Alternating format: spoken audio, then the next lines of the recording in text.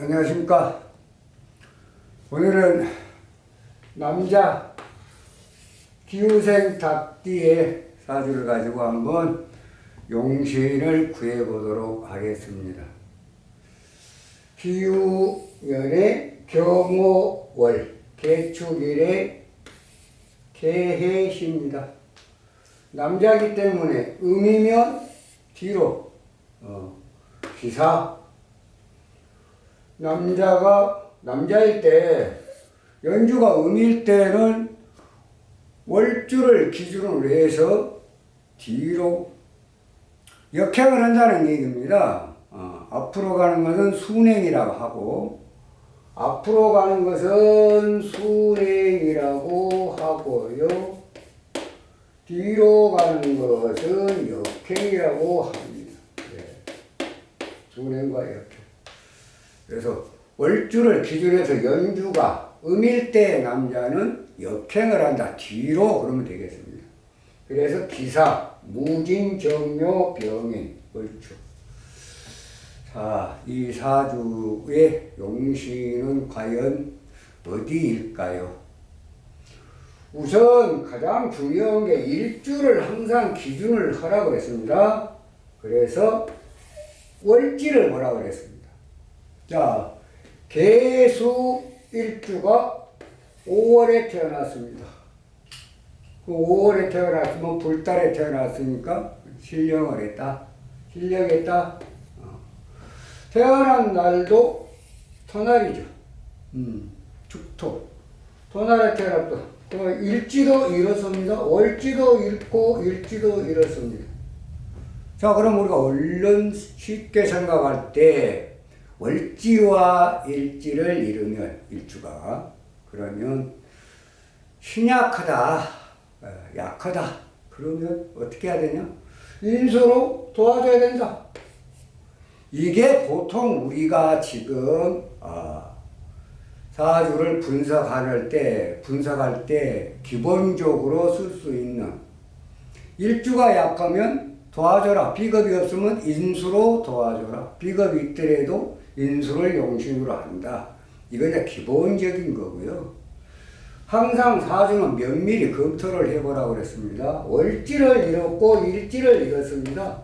약한 것은 확실히 맞습니다. 그런데 여기서 약하다 그래갖고 약하니까 도와주자 경금을 갖다가 용신으로 잡는 경우가 허다하니 있을 수가 있습니다. 그런데 이 사주를 좀 더 세밀하게 분석을 해보면은, 자, 개수가 월지일지는 이렇습니다. 그런데 개해, 간지동, 개해, 비겁이 개해, 간지동에 해축의 바람이 자가 공이 되어 있습니다. 해자축. 이렇게 보니까 비록 월지와 일지를 잃었어도 시주애가 상당히 힘이 있다. 비겁이 힘이 있습니다. 또 하나 경금을 보니까 유금이 있고 축토에 유축 합이 되어 있습니다.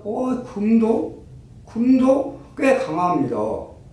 이럴 때 개수 일주가 월지와 일지를 잃었지만은 시주에 개해, 간지동, 해자, 축, 자자, 공, 유축합의 경금 투출, 또 상당히 강해졌습니다. 네.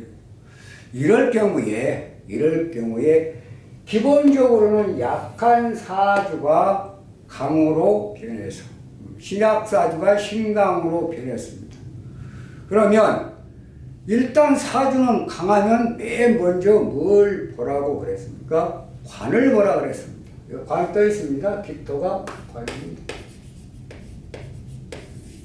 관을 보라 그랬습니다. 네, 일단은 인수로 인해서 신강하든 비겁으로 인해서 신강하든 비겁과 인생을 아울러서 분석을 할 때 일단 강하다는 판단이 나오면 관을 맨 먼저 보는 거예요. 배를 먼저 보는 게 아닙니다. 관을 먼저 본다. 자, 그래서 이제 관이 떴습니다. 이 평관입니다. 평관이 떴는데 이 평관이 경금의 설기가 되고 또 간지 유금의 설기가 됐습니다. 이 유금은 금국까지 되어 있습니다. 그 기토가 인수에 너무 설기가 돼서 많이 약해졌다 이런 얘기예요. 그래서 기토를 용신으로 하기는 다소 좀 버겁다. 왜? 기토가 너무 설기가 심해서 약해졌기 때문에 기토를 용신으로 하기는 다소 좀 버겁다. 이렇게 보여지는 그런 사주 맞습니다. 그럴 때 천간에 기토를 관을 용신으로 잡으려고 했을 때 인수에 설기가 됐거나 또 관이 너무나 쇠하게 있으면 맨 먼저 딱 잡아야 되는 게 지지에 재가 있나를 봐야 됩니다. 네. 천간에 관을 용신으로 하는 사주에 관이 너무나 쇠약해 갖고 있으면은 지지를 보고 지지에 재가 있으면 재가 관을 도와 관을 도우면 기토를 용신으로 잡을 수도 있겠다. 그런데 토가 너무 약하기 때문에 인수에 경금과 유금에 유축 금국에 설기가 돼서 약하기 때문에 재로 용신을 잡는다. 뭔 말인지 아시겠습니까? 비겁으로 신강하든 인수로 신강하든 일단은 사주가 신강하다고 보면 판단이 나오면 천간에 있는 관을 보라. 네. 관이 인수에 의해서 설기가 심해서 약해지면 지지의 재를 보라. 그러면 지지의 재가 있으면 재를 뭐라고요? 용신으로 삼는다. 이럴 때의 격은 관을 용신으로 해야 되는 게 인수에 설기가 심해서 용신을 못하고 재를 용신으로 했을 때 관살용재. 네. 관살용재. 여기 이제 평관이니까 평관용 재가 되겠습니다. 용신은 재로 보면 되겠습니다. 네. 관살용재. 여기 나와 있습니다. 관살용재격.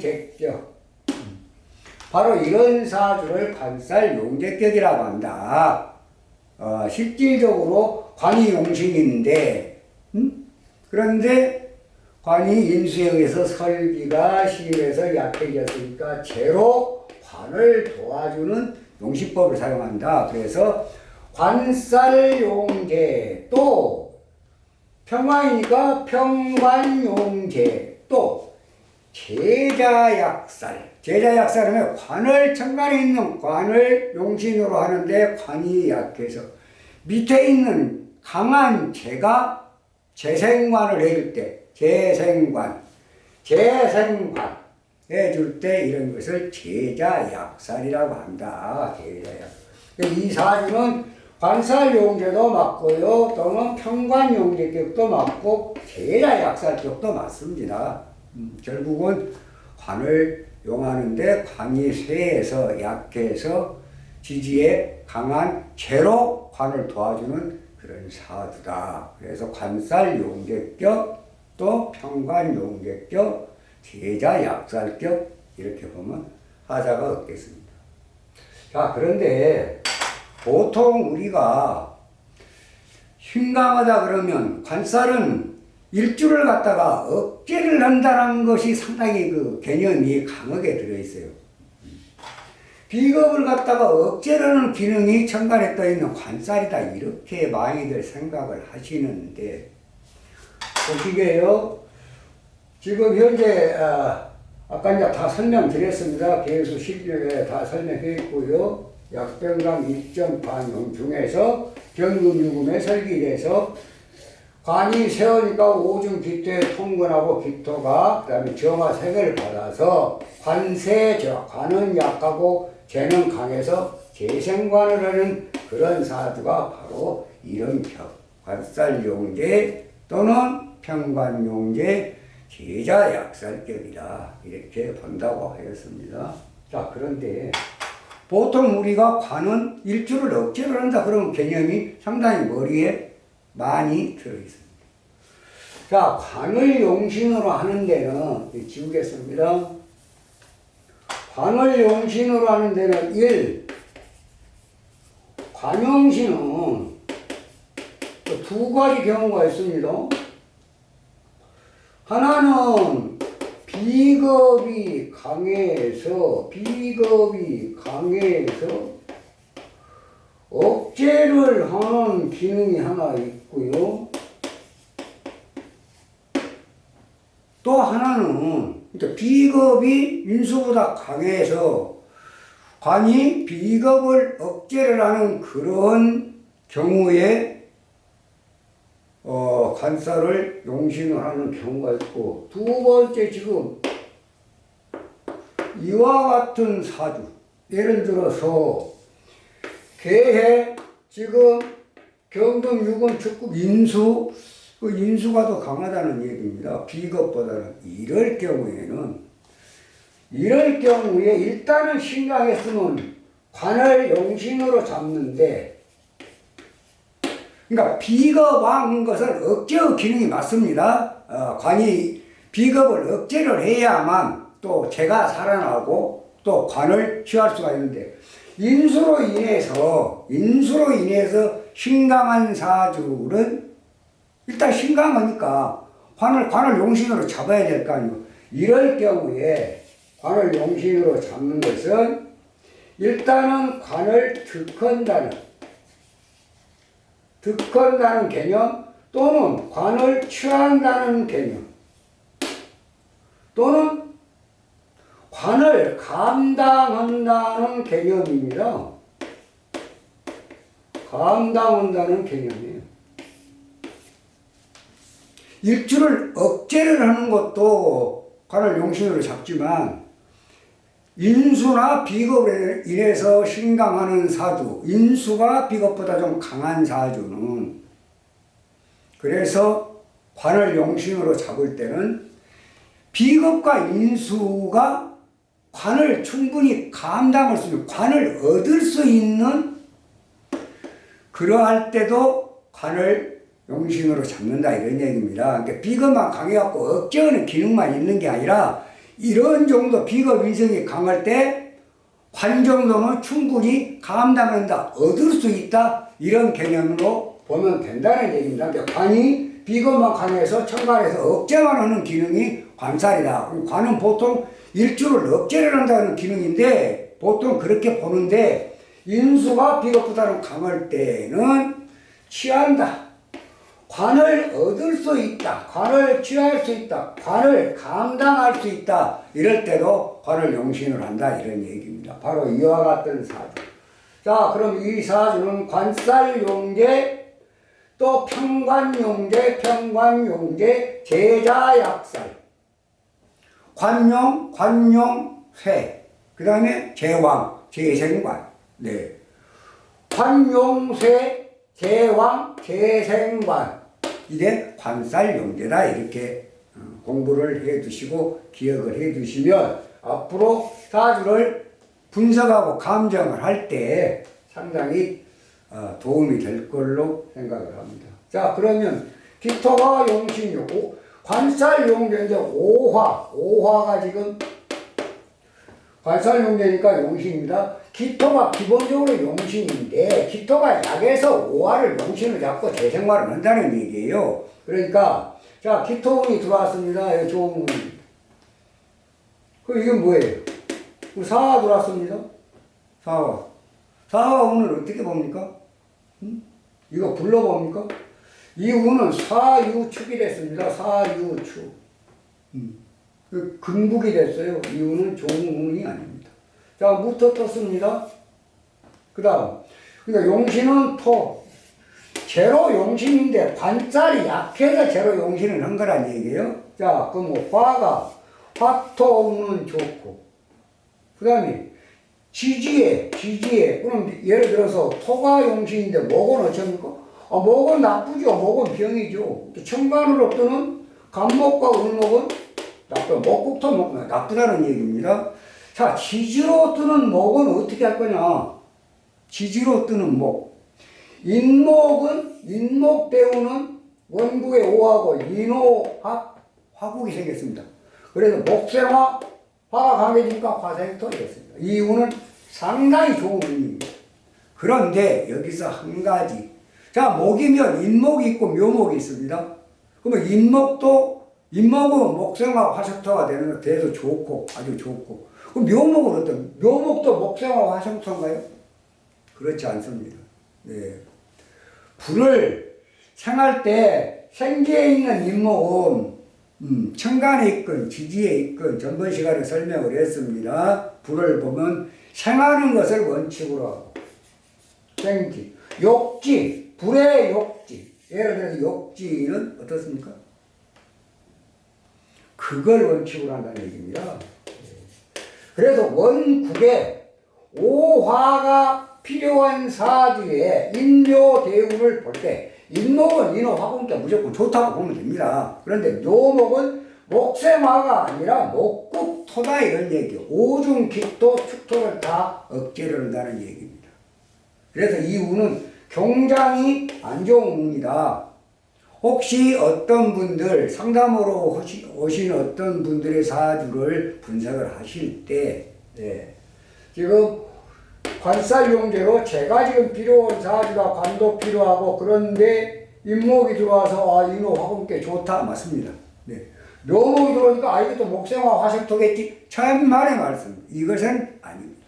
이것은 목생화가 아니라 목국토다.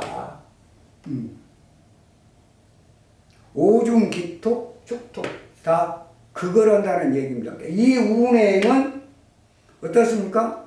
시험 준비를 한 사람, 사업을 준비한 사람, 창업을 하기 위해서 준비한 사람, 또 뭐 사업 어떤 프로젝트를 갖고 준비한 사람, 시험 본 사람, 이런 사람, 저런 사람, 이 운이 딱 됐을 때, 목생화 화생토가 좋다. 참말의 말씀. 백전백패. 묘목대운은 백전백패입니다. 안 됩니다. 이거 절대로 안 되는 운이기 때문에 이거 하나 좀 이 시간에 좀 머릿속에다 잘 좀 담아두면 좋겠습니다. 앞으로 많은 도움이 될 것 같습니다.